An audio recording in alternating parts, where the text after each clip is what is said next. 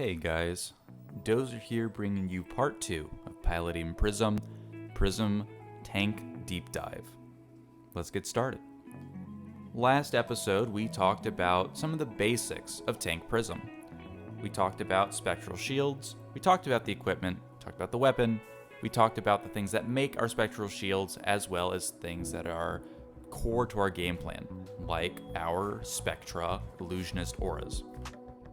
However, today I wanted to take a second video to talk about some of the bread and butter of our deck, kind of the backbone that forms up everything that we do in our matchups, and kind of walk you through some of the mentality that I take into piloting the deck.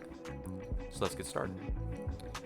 The first thing I want to talk about is Herald of Ravages, which is a illusionist attack action card which says, if Herald of Ravages hits, put it into your hero's soul.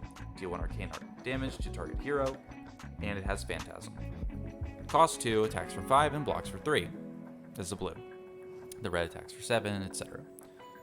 Now every Herald goes to our soul if it hits, which is kind of like the core theme. They all have Phantasm, and they all have some on-hit effect that makes them a bit more interesting than just a stat stick. Herald of Ravages is interesting because it basically has the most offensive pressure with basically no setup. If you swing with it and you hit, it does more damage than any other Herald of the same cost. Or even of the same color, really. Because a blue Herald of Ravages attacks for 6, every other Herald will attack for 5 or less. And a red Herald of Ravages, if it hits, will deal 8 damage. And go to soul and do a whole bunch of other things. So, turning on our vestige, etc. So, Herald of Ravages is our most aggressive Herald. And it represents 6 damage as a blue, with go again and only 2 cost. Turns on our go again when we pitch yellow. Blocks for 3. What's not to love, right? The reason I only run the blues, and this will be true for basically every Herald, is that it all comes down to controlling the tempo of the game. The most important thing when playing Tank Prism is protecting our wall of spectral shields. We always want to be able to have as many of our shields alive as possible, and being able to attack our opponent with actual attack action cards will help them either trade HP for cards in hand, or if they decide to pop it with a 6 attack, or they decide to block it with other cards, we're slowing them down by making them lose resources while keeping our own spectral shields alive, continue to ping them down. At the same time, we want to make sure that we're not overdoing it, because at the end of the day, the Spectras and the Auras are our most powerful tools, especially considering Luminaris is our key weapon. Getting go again is really important for really any attack because it lets you attack more, right? Well, the thing is that attacking for free, attacking for 1 with a whole wall of things is really strong. No one can really block that on a consistent basis, because if they decide to block it, well, they're not going to have things to do on their next turn. And since they have to deal damage to us to remove our spectral shields, well, if they're not doing damage, they're just going to keep taking damage. And they'll keep taking damage until you've won the game. So the only way your opponent has to get back in the game is to attack you directly, and to try and wipe out your spectral shields. But luckily for us, our Heralds are for more than show. They do more than attack. They're not only our sword, they are our shield. They are the front line that protects our artillery, which is our spectral shields, and they form the backbone of not only our defense, but also our resource system, because as blue cards that are light, they combo exceptionally well with Vestige of Soul to allow us to make all of the crazy plays that makes Prism so powerful. For instance, we can talk about Herald of Rebirth. Herald of Rebirth is a Herald that has the same stat line as every other Herald. 2 cost, 5 is a blue for attack, and 3 block. And if it hits, not only does it go to our soul, but it also lets us put a Phantasm card from our graveyard on top of our deck. This includes non-light illusionist attacks, such as Phantasmaclasm. Now, one of the biggest issues with a lot of our Heralds is that if they hit, they go to our soul. And while at first you think, oh, well, that's awesome, we get more ammunition for our spectral shields, we get to turn our vestige, Yeah, that's true. But that means they're not going to our graveyard, and that means there's no way to get them back. Once a card goes to our soul, it's gone from the game for good. The best thing you can do is banish it to get a Spectral Shield or make me play as Cataclysm, but that's about it. Herald of Rebirth, on the other hand, allows us to recycle Phantasmaclasm and Air Editions that don't hit, or any other Herald that we might decide that we want. For instance, we could decide to put a blue Herald on top of our deck to make sure that we have block or a blue pitch on the next turn. The flexibility of this card allows us to react to the state of the game that best suits our needs, while also having some consistent game plans that always end up being strong options no matter what matchup we are in. Especially in the late game when you're attacking for 5, your opponent has to use 2 cards to block this, or risk giving you back a really powerful bomb card like an Air Edition or a Phantasmaclasm. And then now they're stuck thinking, okay, well, do I block this or do I take it? Especially if you've got a wall of Spectral Shields up, because as we know, if they block, it'll be that much harder for them to clear our shields, which means it'll be that much harder to stop the death grip that we can put around them with a wall of Spectral Shields. The next Herald that we'll talk about is Herald of Triumph. Now, I think Herald of Triumph is one of the most lackluster Heralds, because basically all the Heralds are great, except Tenacity, but we don't really talk about that one. Herald of Triumph reduces the attack of opponents' cards that block Herald of Triumph, which means that you basically have to have a 7 attack card in order to break its Phantasm. The thing is that Herald of Triumph doesn't do anything besides attack for damage and go to soul. And while that's not irrelevant, it can still be broken, it still costs 2 resources, and it only attacks for 5. Sure, it blocks 3, pitches for blue, and it's a Light Illusionist card, which is why we run it, which is why we love having it in certain hands, in certain matchups. But most of the time, it's very counterable. You know, there are plenty of 7 attack cards in the game, or cards with much more than 7 attack. Think Ninth Blade of the Blood Oath, or whatever that Runeblade card is, that now with 3 Runeblades in the game, is going to find its way into a lot of sideboards if Prism becomes popular, especially if she becomes a good force in the meta. With 9 attack, you're not breaking that, or rather, you're not reducing it to the point where it can't break your stuff. Even a Red Blinding Beam is not enough to stop that from breaking your Heralds, and Red Blinding Beam is not a good card. So, we will not be running it for Ninth Blade of the Blood Oath, and we will be stuck with a lot of situations where a smart opponent will be bringing 7 attack cards to handle Prism instead of just 6s, because any player worth their salt will know that 6s won't pop Triumph. A lot of people run Triumph, and so the more 6s you run, the more you open yourself up to people running Triumph and getting to use those for pressure. Because going to Soul as the first thing you do on a turn can be very useful. You know, for instance, if we attack with a Herald of Triumph, pitching a yellow, having any blue Herald in our hand with the Tome of Divinity, if we get this to hit, we're threatening to get rid of that blue Herald, trade it out for 3 more cards. The thing is that's not really that threatening now, is it? You know, if I trade 2 cards in my hand for 3, what's Prism really going to do with that? You know, maybe you draw 2 Heralds and a blue, and then maybe you get to pitch that 1 blue and play 2 cards. But more often than not, especially in Tank Prism, you're really not threatening much with a 3-card hand.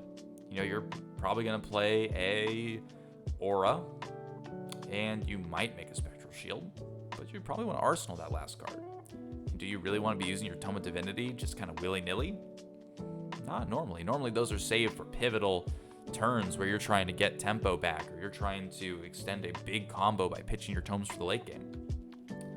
Using a Herald of Triumph in order to proc a Tome of Divinity, or to pitch that Tome of Divinity to pay for a blue Herald is, well, that's pretty weak.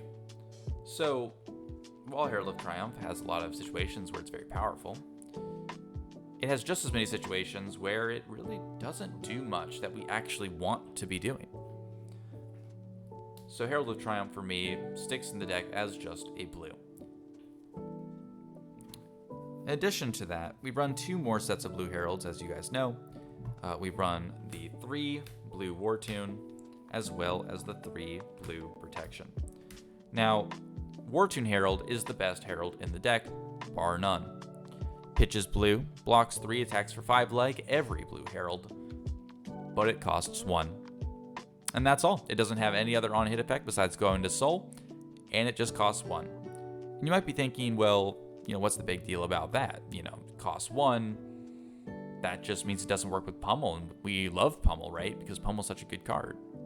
Well, 1, I don't think Pummel's that great in Prism, but the main reason we love Wartune is this card here, Phantasmal Footsteps.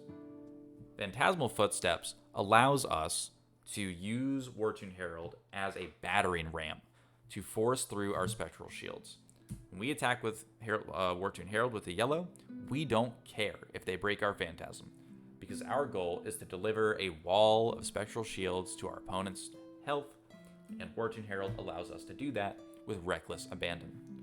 In matchups where we actually get to attack with Wartune Herald without it popping and threaten real damage, that's icing on the cake. If Wartune Herald was just a 1-cost action card that didn't do anything but let us get go again with a yellow, I'd still run it because it's that good. To get our Spectral Shields going without spending our soul resource, because we only have so much of that, and keeping those for turns where we only have 1 card is going to be crucial in order to make sure that we are getting the maximum value out of our shields and not wasting any resources. Likewise, Herald of Protection is also very strong. In a deck that loves making Spectral Shields, why not run every Herald that makes Spectral Shields, right? Well, the reason for that is that we have a lot more important things to be doing than trying to hit to deal 1 extra damage on a turn and making a single Spectral Shield. Herald of Protection is very powerful. It's a lot of raw value if it gets to hit, but without a lot of tricky attack reactions or big attack buffs that make our opponent want to full block or might make them struggle to full block, we would rather be running cards that protect our shields and get value over time rather than try and pump up our Herald of Protection, or our Heralds in general. That's why we run the blues pretty much exclusively. They are our resource cards, and in a pinch, they can be used for some offensive pressure.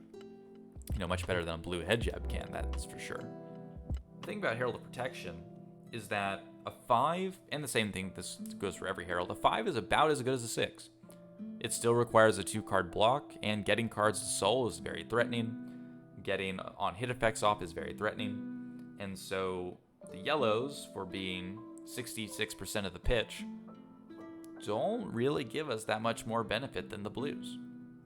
We already get to run 15 blue cards that are all great Heralds, so it's already a quarter of our minimum deck size. So that means we're going to have a pretty good chance of drawing these in every hand. And you really only need 1 on a turn if you have your Vestige active. And if you pitch them to the bottom of your deck and have a high concentration, you'll be able to get your triple tomes off or even double tomes off pretty reliably. Beyond the blue Heralds, I've experimented a lot with the different yellow Heralds. Yellow Triumph, that's a popular one. Yellow Wartune, Yellow Ravages, Yellow Rebirth, Yellow Protection, you name it. Even reds, Red Herald of Protection, Red Wartune, Red Triumph. You'd think that these are great cards for Prism to run. But I just have to disagree. So the only Heralds that I run, besides the blues, are the following. You can run Yellow Herald of Protection. You can run Herald of Erudition, which only comes in yellow, and Yellow Wartune Herald. Now, the reason it's only these 3, and by the way, Herald of Protection is a strong maybe, is because I found in the new meta that blocking the ice characters is really difficult when you run a lot of defense reactions. They'll force you to pay a lot of resources from hand, and if you're stuck with a bunch of reds in your hand, you're just going to be really sad because you won't be able to pay for all of them, and you won't be able to use them to pay for each other. On the other hand, having a couple extra yellows will help you do that because these block for free. They block 3 in addition to that, and they all have pretty good overall upsides. As we said, Wartune Herald is probably the best Herald because, again, it's our battering ram. We can force through all of our Spectral Shields with this card by pitching a single yellow. It has 6 attack for 1 cost with Go Again when you pitch a yellow. I mean, that's a crazy good card. Erudition, everyone knows how good Erudition is. 5 attack, dominate. If it hits, draw 2 cards and go to soul. Oh man, refueling, doing damage, hard to block, demands armor to stop it, and can just be a game ender if your opponent is out of ways to deal with it. Both of those are fantastic conclusions for Prism, and we love running Wartune and Erudition as yellows. And even Protection's okay. You know, when you're using your Vestige's Soul, or when you're using your Genesis or your Halo, there are a lot of instances where you need to make sure you have that extra density of light cards in your deck in order to get over that hump and make sure that you have the ability to make those core plays with as much consistency as possible. Being able to put a yellow protection into your soul in order to guarantee a draw off of your Vestige Halo turns or your Vestige Genesis turns is really key, especially because it's a Illusionist card as well. That means you get more Spectral Shields from Genesis. It means you have more synergy overall in the deck. And sometimes you get to attack with it. You get to threaten 6, and if it hits, you get a Spectral Shield as a bonus. It doesn't come up terribly often, but it can happen, and it's oftentimes, as sad as I am to say it, going to be better than a Whispers the Oracle yellow. At least in the meta that we're finding ourselves in. That extra consistency with Vestige is really the key thing here. But beyond that, all of these cards, no matter how good they may seem, Ravages, Wartune, Rebirth, Triumph, all these cards basically serve 2 functions. They are our resources for block and pitch, as well as ways to slow our opponent's tempo down. All they have to do is be threats. You don't actually have to play them on every single time that you see them. If I had a hand of a yellow protection, a blue Wartune, a blue protection, and an Erudition, that would be a hand that tells me, yeah, I should probably be aggressive here, so I can get some cards out of my opponent and put some pressure on them. But which card do you pitch? First, you should probably always lead off with the Wartune, pitching the protection yellow. Because in the late game, you're going to want to have some of your more threatening cards. And since it's not a yellow Wartune, you're not super incentivized to attack with it. However, you can also do this. If you're not really worried about your opponent breaking your Phantasm this turn, or even if you think that you can play through it, you should attack with Herald of Protection blue first, pitching the yellow. That'll give it the go again. Threaten the go again if Spectral Shields hit. It's a 5, so if they have a way to block it exactly, they'll probably use it. And you can then threaten the Erudition as a follow-up, even if they break it by pitching the blue Wartune. Now, not only have you set up your late game with a yellow to go with your Wartune, so you can force through your Spectral Shields in the late game, you're also threatening an Erudition off the back of that once they probably used a Phantasm popping card at the beginning. That's a key consideration you can make that's going to be pretty good at setting you up for the rest of the game. Sometimes you might want to think that, well, maybe you don't have this many blues, maybe you don't have this many attacks in. Maybe all you have is a Wartune, some yellow card, whatever it is. Maybe you've got some auras and maybe a defense reaction. Well, you'll still want to be able to attack with the Wartune, pitching the yellow. Get your pings off with your Spectral Shields. Maybe try and play the aura if you can, or arsenal something after making a token with your hero ability. Because one of the best things that you can do with the Heralds is if I attack with Wartune Herald, pitching the yellow, if I get the hit, he'll go straight to my soul, which will turn on Vestige, sure, but sometimes we're not going to have an aura to play or a real way to make use of the Vestige that turn. So what we'll do instead is we'll pitch whatever that other card in our hand is, the yellow, for instance, banish the Wartune we just got, make another shield, and build up our offensive pressure, and then we can arsenal defense reaction. So not only are we insulating the Spectral Shields we already had from future damage with the defense react, but we're also getting a couple more shields to help protect, say, a glistened up token or the like, all while forcing them through thanks to the Wartune Herald's ability to synergize so well with Footsteps and the yellows. It's kind of a match made in heaven. Forgive the cliche there. So, at the end of the day, our heralds are the backbone of our deck. They allow us to block, they allow us to protect our spectral shields, and they allow us to threaten our opponent with very threatening on-hit effects in order to make the way clear for our spectral shields. In addition to our heralds, there are a couple more attack actions that we need to make sure that we're keeping in mind. The first of which is, you guessed it, Phantasmaclasm. Phantasmaclasm is easily one of the most skill-expressive cards available to Prism. It's a red, illusionist attack that costs 3, attacks for 9 damage, and blocks for 3. With Phantasm, it says, look at the defending hero's hand and choose a card. They put it on the bottom of their deck, and then draw a card. This card is one of my favorite cards in the game. You get information, you get the ability to mess with your opponent's future turns, and you get to attack for 9 damage. 9 damage is a lot and will really make your opponent think twice about just letting that damage through. There's no crazy on hit. There's no crazy going to soul. It's just coming in for 9. Just 9. You know, as we love to say as Prism players.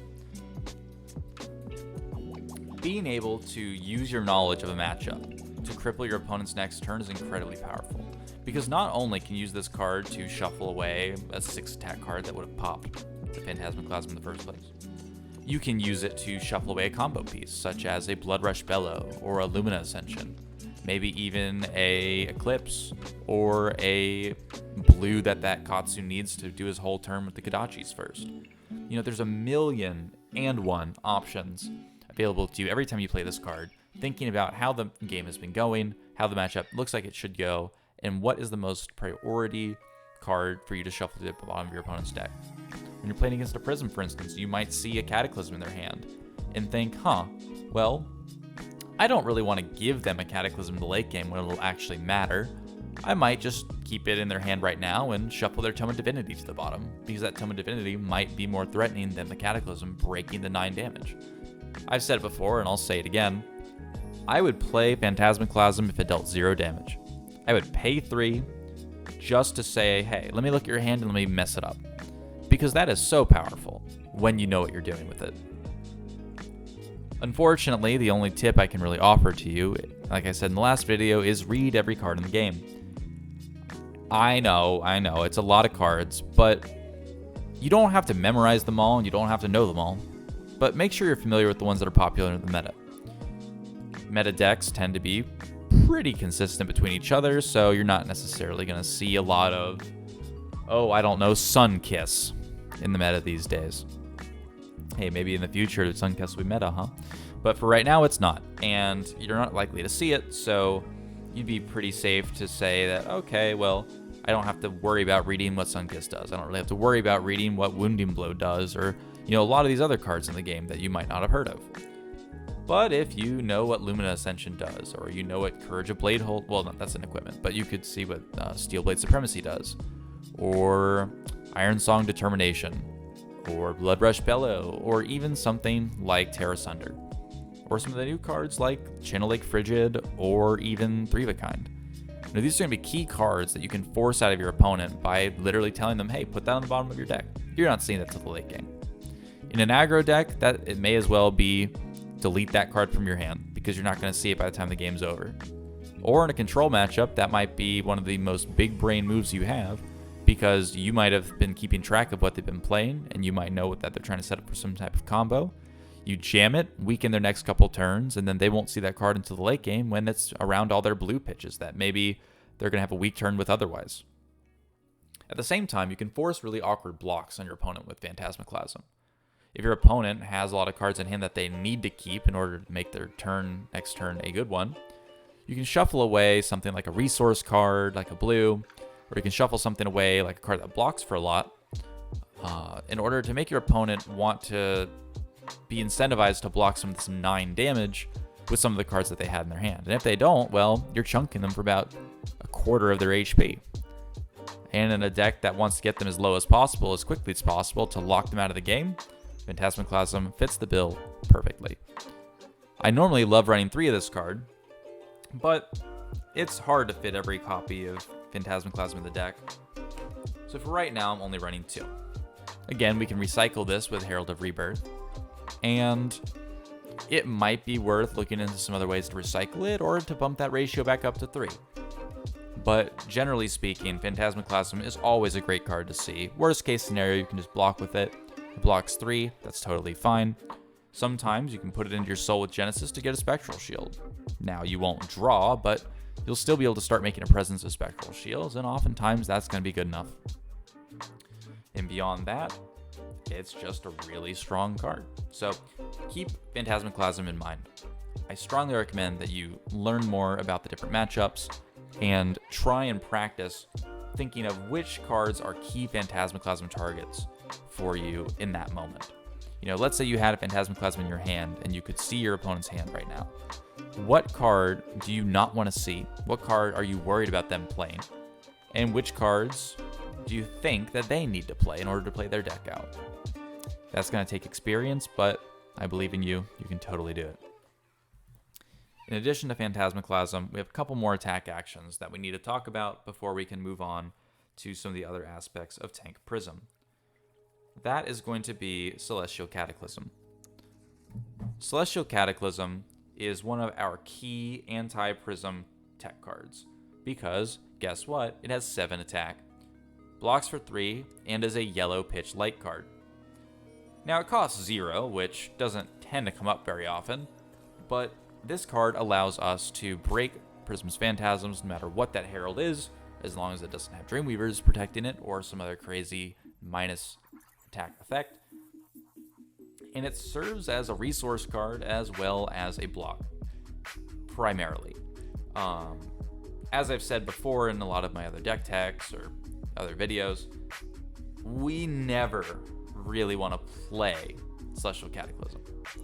Paying 3 cards from Soul to attack for 7 go again doesn't sound like that big of a deal, right? I mean, it's like 0 cost 7 attack. Whoa, that's crazy. And it has go again. But 3 cards from Soul, let me put that into perspective for you. In the course of a given game, we are going to have 3 Soul charges from Soul Shield. We will have 3 Soul charges from Merciful Retribution, and we will have a single Soul charge off of Halo. Those are our only guaranteed Soul charges in a given game. So, if we think about Celestial Cataclysm in that context, what we're really saying is spend half of the Soul that you are able to get this game to attack for 7 on a single card, which means that they can block most of it or almost all of it with just 2 cards out of their hand. Maybe 3 block and a defense react even. Comparing that to pitching a yellow, such as Celestial Cataclysm, to banish 1 card from Soul and go wide with 3 to 4 Spectral Shields, 3 to 4 turns in a row, you can quickly see how the Spectral Shields will produce more damage over time than the Celestial Cataclysm can in that short burst. The only exception to this general rule is when we have a surplus of cards in our Soul. If you've got about 5 or 6 cards in your Soul and the game is probably not going to go on for 6 more turns, you can rest assured that you probably can use Celestial Cataclysm to push for some more damage, say from Arsenal. You know, you might have a Celestial Cataclysm in your hand on a certain turn, and you might think, well, should I play this at the end of my turn now? Like, when should I play this card? Well, the answer to that normally is you want to Arsenal this whenever possible. The reason is because if I'm attacking my opponent and getting them pretty low, the most important thing for me to be doing to them to get them into the death grip, the Spectral Shield lock, is to make them have to block when they're in lethal range. If I leave my Celestial Cataclysm in the arsenal when we're getting into the late game, I can attack with stuff from my hand like normal and just kind of leave it there just chilling, until such time as I get my opponent down to around that 7 HP range, or maybe a little lower, whatever. The point is that if we get to land our Celestial Cataclysm for 7 attack go again, with cards in our hand, there's no Phantasm on this card. They cannot break it. This is 7 coming at them, and there's nothing they can do about it except block. We're doing this for free. We have not revealed any information to our opponent. And we have go again, so we can still do anything we want on our turn. They have to block it, or they'll just straight up lose. If we can follow this up with a host of Spectral Shields with go again, maybe from pitching a 4th card in Soul, or from attacking with the War-Tuned Herald, pitching a yellow, we can basically force our opponent's entire hand out while keeping our shields around, getting them down to lethal range, and pinging them down with the shields, further cementing the Spectral Shield death grip. So, Celestial Cataclysm kind of works out perfectly as a yellow card. We can pitch it in the early game to give go again to all of our Heralds, or our Eruditions, or our Spectral Shields. We can use it to block when need be and not feel bad about it. And in the late game, we can play it for some pretty nice damage, especially if we've been filling our soul a bit too quickly and we don't really have a way to spend it all.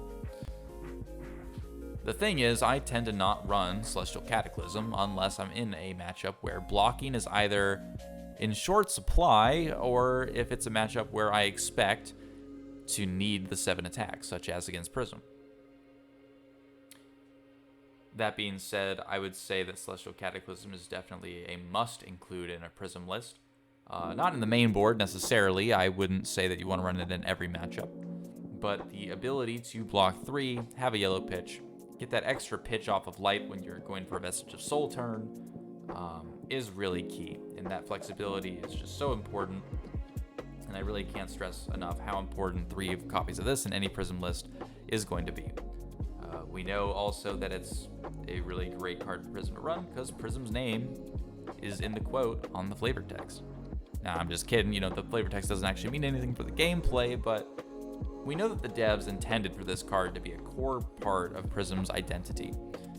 Being able to counter Prism herself when most of Prism's cards can't counter Prism because Illusionist attacks cannot be broken by other Illusionist attacks. Prism needed a way to have some in-archetype cards that gave her some power while also giving her some defensive power against other Illusionists, including herself. So that's where Celestial Cataclysm comes in. Beyond Celestial Cataclysm, which is a great and nuanced card, which I love the fact that it exists in this game, we have to talk about the other best attack action card that Prism loves to run. And anybody that's followed my deck list before knows exactly where I'm going with this. It's none other than Raging Onslaught Red. Now, do you run 3 copies of this? Who knows? It depends on the meta. If I knew that I'd be running into 90% Prisms, you sure bet that I'd be running 3 copies of this. And 3 copies of Cataclysm and a whole bunch of other cards just to ruin Prism's day. Because all it is a attack action that just attacks for 7 and blocks for 3. Costs 3 resources to play and pitches for red.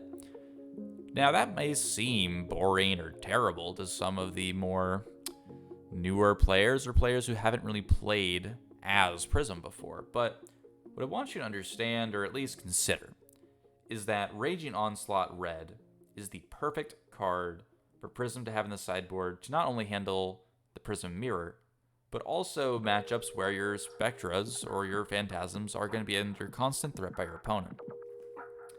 If I have a 7 attack action card, and I'm coming at you with that, no go again.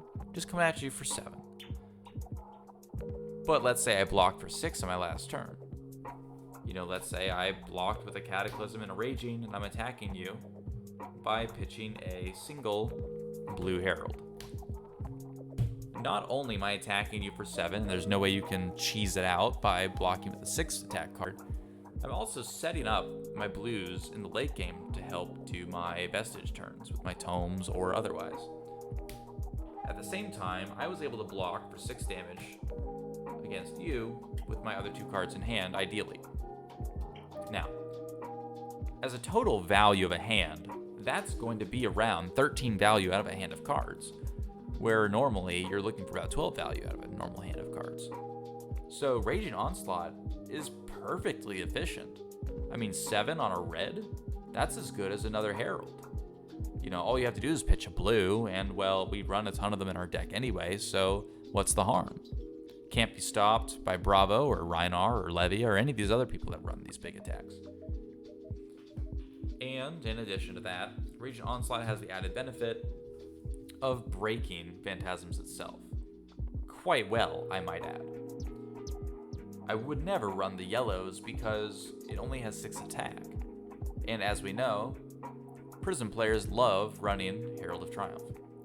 And a lot of the times, Prism players, including myself, might be tempted to say, I've got a Herald of Triumph in my hand. I don't need to pitch in a certain order this turn. I can pitch a yellow and attack with impunity, because my opponent has no way of having a 7 in their hand. And that's normally going to be true. A lot of people aren't going to run 7 attacks in their decks. They're going to run 6s. And the astute and calculating Prism opponent will be running red 7s. Or any other card that has more than 6 attack, because when that one Herald of Triumph is coming in with an army of Spectral Shields behind it, and that Prism has no floating resources, that Onslaught is going to end that Prism player's turn. It's going to block for far more than 3. It's going to block for like 6+ health on one card. You better believe that's a good trade. The reason also why we don't run the yellow is that you might think, oh, well, but Dozer, the yellow's so good. You know, it pitches for yellow, and we love yellow because of Luminaris. Well, that's true. We do love pitching yellow for Luminaris, but you answer me this question. If I'm playing against Prism, and I've got Raging Onslaught in my hand, that's a way to break Phantasms. When exactly am I pitching that card? Right? I mean, it doesn't really make sense to pitch our tech card for a matchup where we want to be having that tech card in our hand. Right? I mean, that doesn't make any sense. Why wouldn't we just keep it in our hand to break a Phantasm when we need to? We're totally happy to play that matchup slowly. We're in no rush to beat Prism. Having Raging Onslaught red allows us to break any Phantasm that comes our way, while also being able to have some added benefit in other matchups because we have so many resources in the deck. We don't need the yellow.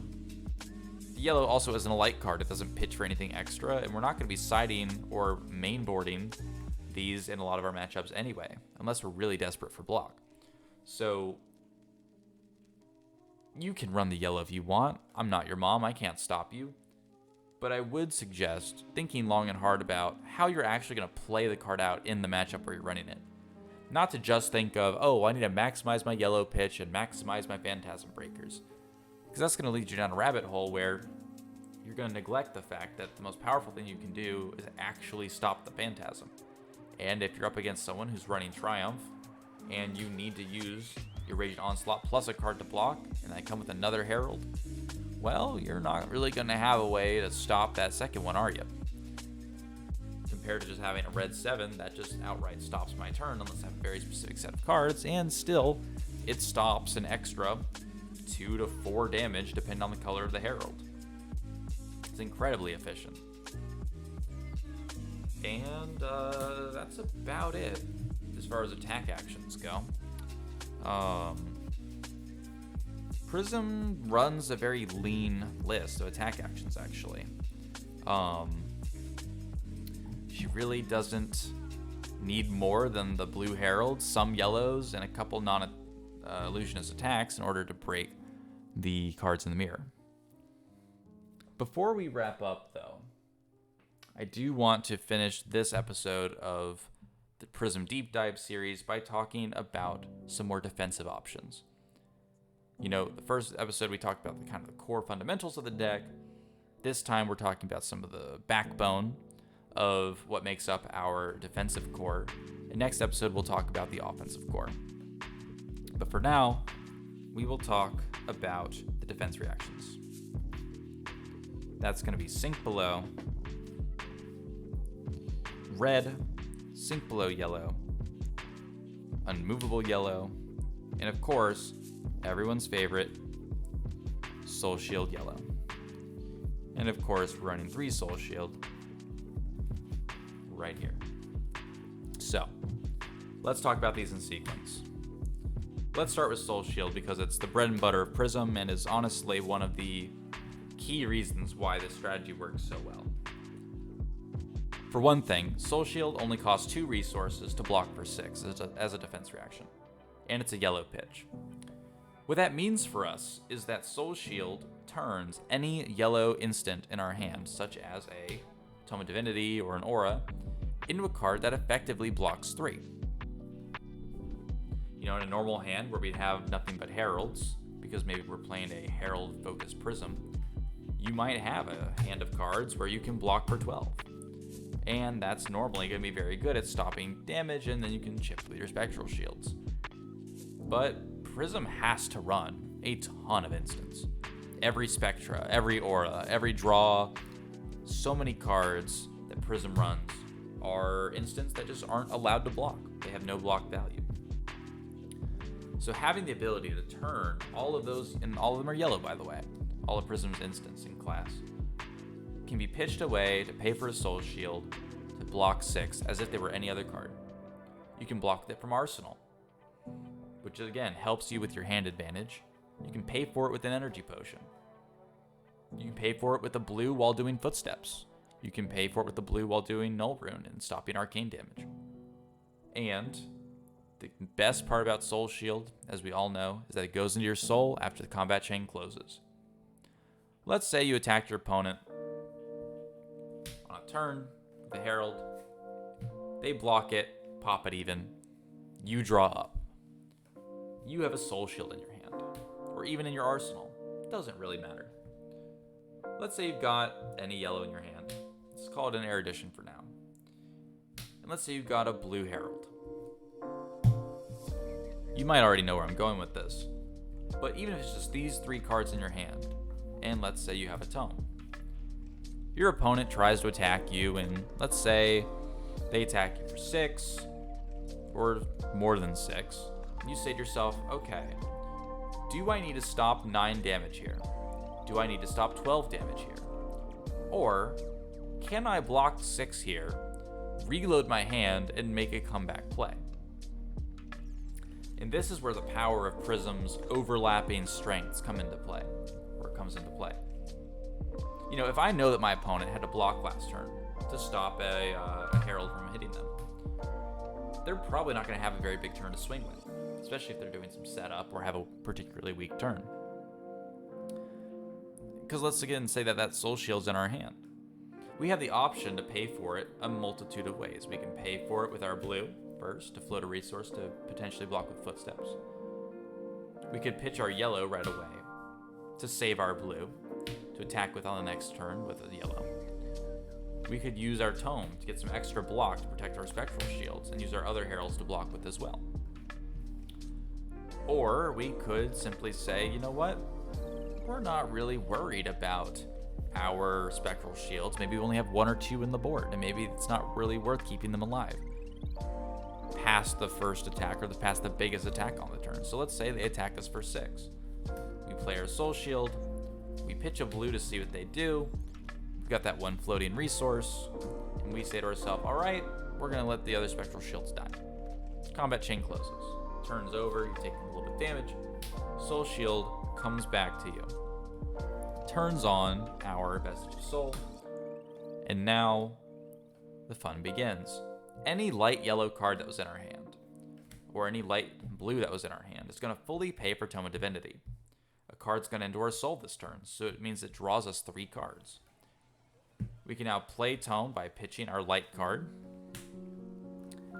and we are going to be able to draw 3 cards from our deck. Doesn't matter what they are. Our Vestige of Soul is still active. We've got 3 cards now in our hand, where before we had 4, but we stopped 6 damage.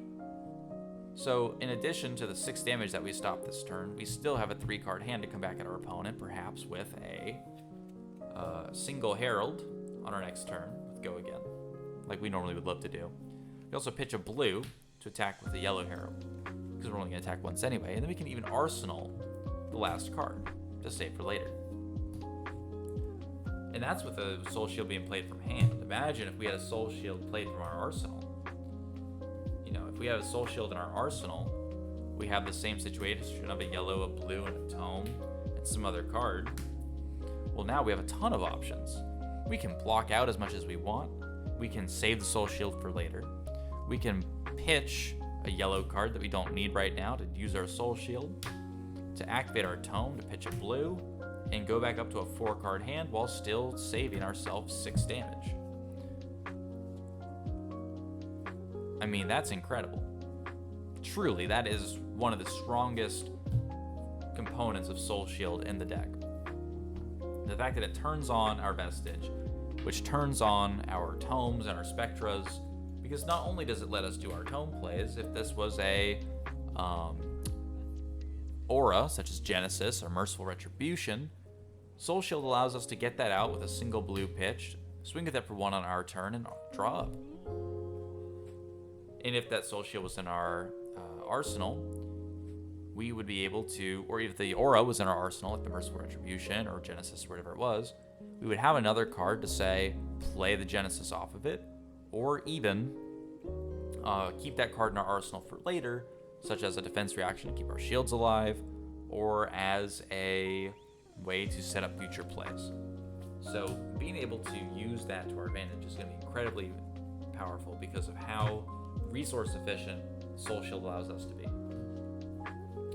Beyond the amazing card, Soul Shield, we're able to run a number of defense reactions which I think are pivotal and core to playing as Prism no matter what build you're running. The first 3 of those are going to be the red sinks. Now, anybody who's played Flesh and Blood for some time can tell you how good Sink Below is. It's used in basically every defensive strategy and by a lot of aggressive strategies. Katsu, Bravo, Rhinar, Dorinthia, Viserai, Dash, you name it. It's going to be really hard for you to find a character that doesn't want to run Sink Below. It's from Welcome to Wraith, one of the original sets of the game, and it's from that far back for a reason. It is a core card for our characters in this game to be using. It allows us to fix our hands by getting rid of a card that we don't want right now to save it for later in the game when we think it might be useful.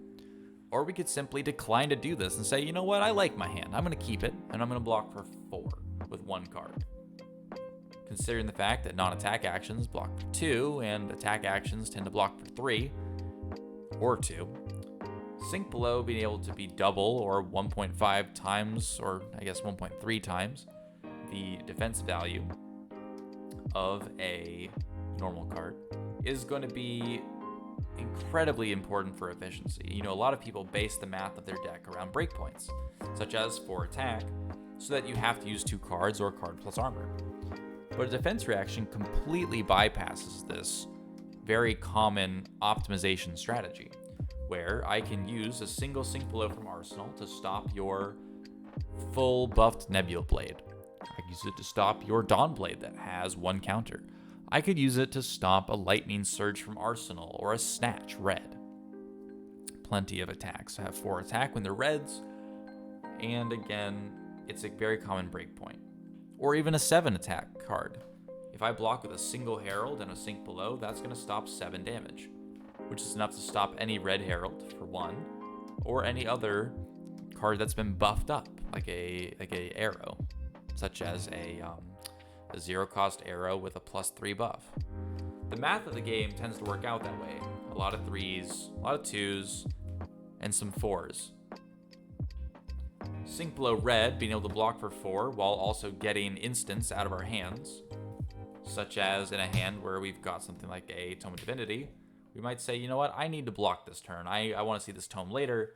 I'm going to sink from hand or arsenal, get this Tome of Divinity out of my hand, and draw it into something else. Maybe you draw a Herald off of it. And now all of a sudden your 0 block turns into a 3 block. And your Tome of Divinity is safe at the bottom of your deck to use later. That is going to be one of the key benefits of Sink Below in this deck. Which is why not only do we run the reds, but we also run the yellows.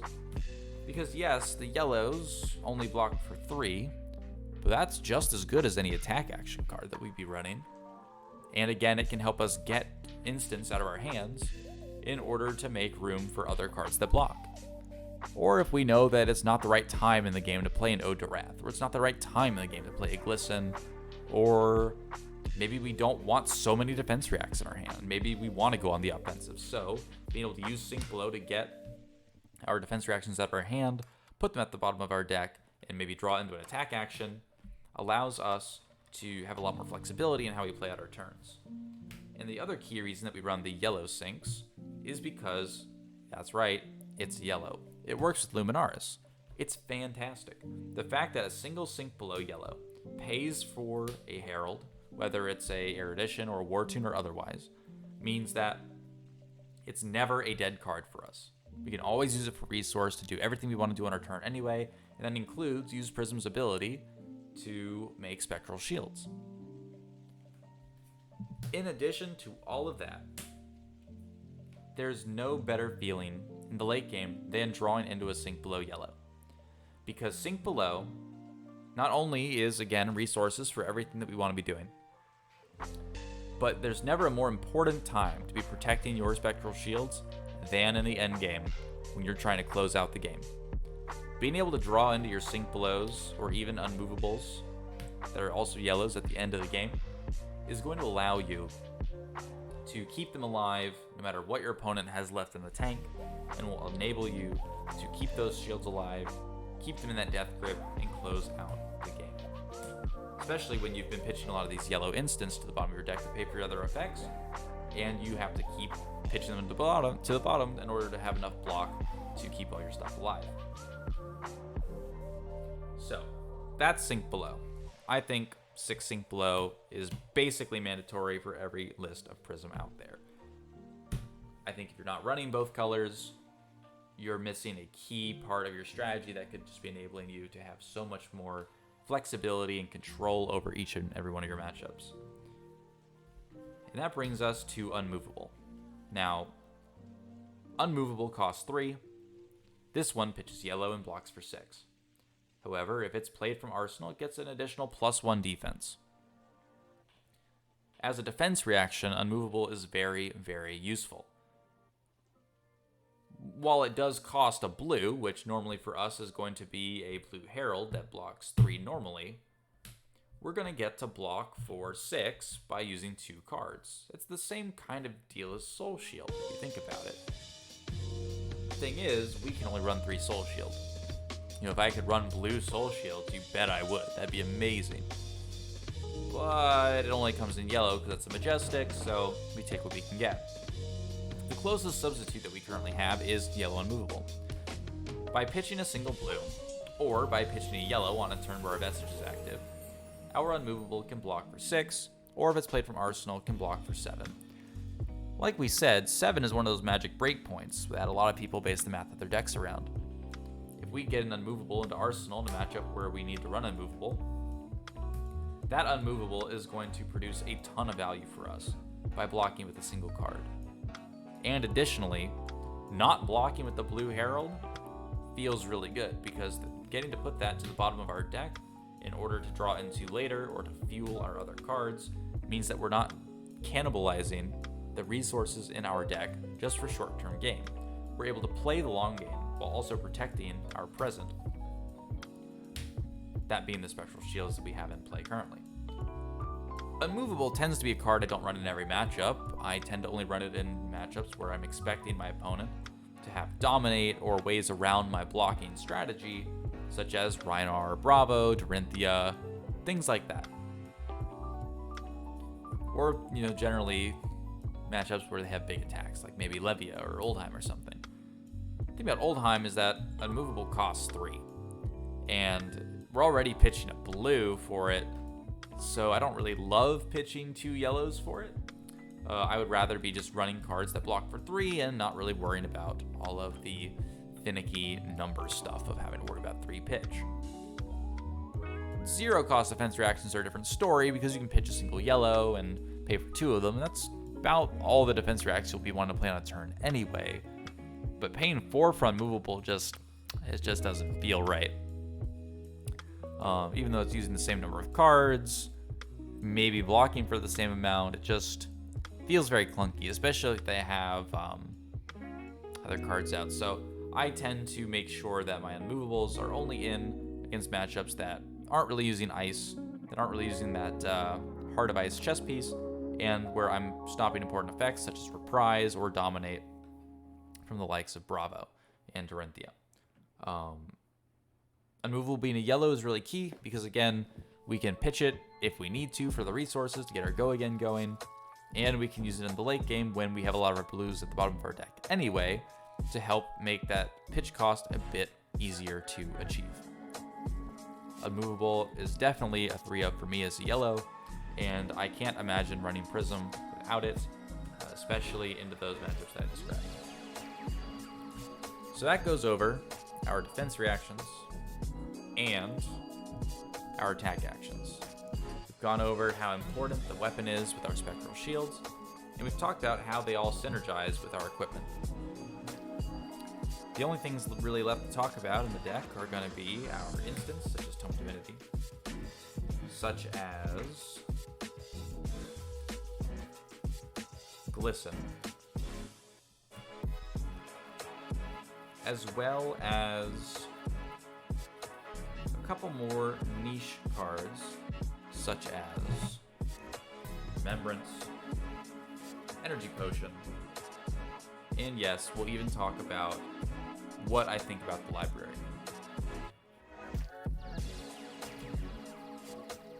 If you've been here with me this far, thanks for sticking around and watching. I really appreciate you taking the time to stop by and learn a bit about Prism, and especially for everybody that engages in the comments and furthers the discussion for this character. You know, one of my favorite things to do is to talk about this game, and I love theorizing and figuring out and kind of butting heads with people to figure out what is the best way to play Prism. Do I have it figured out? Maybe, maybe not. Maybe you've thought of something that I haven't, and I love learning from you guys just as much as you're learning from me. So before we talk about all these other cards in the next video, as well as some more general strategy tips, I hope you guys enjoyed the video. Hope you guys leave some comments. Let me know about what your thoughts are about what I've said in this video, challenging me if you disagree with some things, or telling me why you agree with certain things. I'd love to read it. I hope to see you guys in the next video, where we'll be finishing up this Prism deep dive in preparation for Nationals. This has been Dozer. Stay cool, guys, and I'll see you in the next video.